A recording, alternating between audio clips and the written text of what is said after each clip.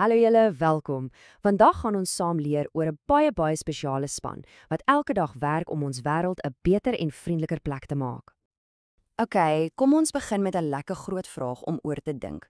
Verbeel jou net, wat sou gebeur as elke liewe land in die hele wêreld sou besluit om saam in een groot span te speel? Sjoe, dink net hoe dit sou wees.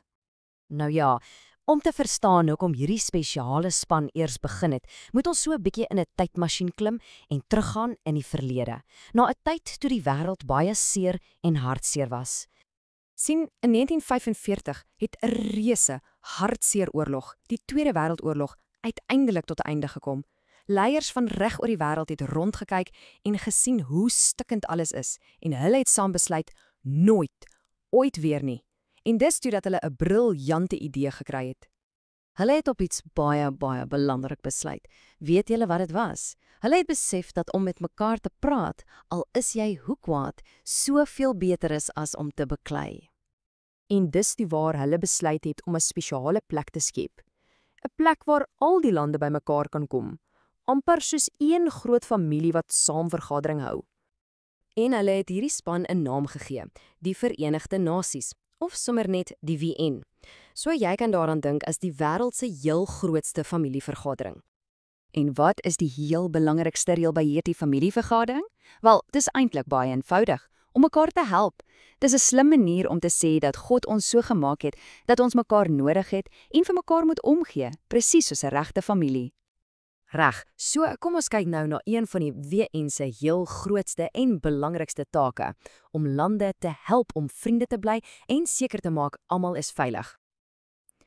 Dis regtig hartseer om te dink, maar soms beklei lande nog steeds.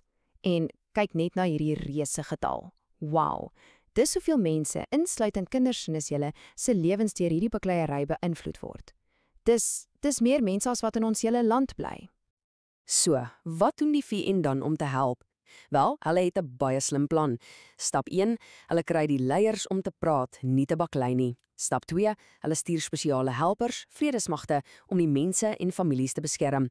En stap 3, wanneer die bakkeleiery verby is, help hulle om alles weer op te bou. Huise, skole, alles. Maar weet julle, die VN se werk is soveel meer as om net bakkeleiery te stop. Dit gaan ook daaroor om 'n goeie naaste te wees, 'n goeie buurman of buurvrou vir mense reg oor die wêreld wat hulp nodig het. Die groot leier van die VN het iets baie mooi gesê. Hy het gesê, as ons saamwerk, kan ons vir mense hoop gee. Dis soos om 'n kers aan te steek in 'n pikdonker kamer. Dit gee dadelik lig. En kyk net hierna. Dis 'n reuse getal, nê? Dis hoeveel mense reg oor die wêreld, ons bure, hulp nodig het met basiese goedjies soos kos en medisyne. En watter soort hulp gee hulle? Wel, allerhande belangrike dinge. Hulle gee kos vir gesinne wat honger is, hulle sorg vir skoon water en medisyne, hulle maak seker kinders kan skool gaan en hulle help families wat hulle huise verloor het. Dis presies hoe ons vir ons naaste liefde kan wys. En laastens, en hierdie is so belangrik, help die VN ons almal om mooi te kyk na die wonderlike, pragtige wêreld, ons gedeelde huis wat God vir ons gegee het. Hulle gebruik 'n slim term hiervoor, wêreldwye openbare goedere. Maar moenie bekommerd wees nie, dis eintlik baie maklik om te verstaan. Dis nie dinge wat aan almal van ons behoort.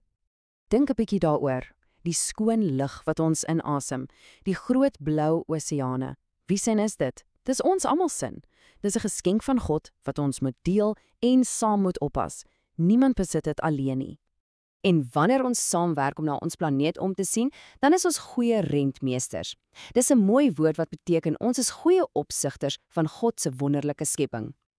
OK, so na alles wat ons nou gehoor het, wat is die een groot ding wat ons in ons harte moet bære en onthou? Dit wys vir ons hoe ongelooflik kragtig dit is wanneer ons saamwerk. Dis amper soos 'n superkrag. Wanneer mense en lande besluit om mekaar te help, kan ongelooflike dinge gebeur. En dit herinner ons dat elke liewe persoon, jy en ek en almal reg oor die wêreld, oneindig kosbaar en spesiaal is in God se oë.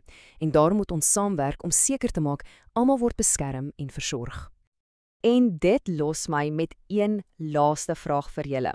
Hoe kan jy sommer vandag nog 'n goeie naaste wees vir iemand om jou? Miskien kan julle vanaand by die etenstafel as 'n gesin daaroor gesels. Dankie dat julle so mooi saam geluister het.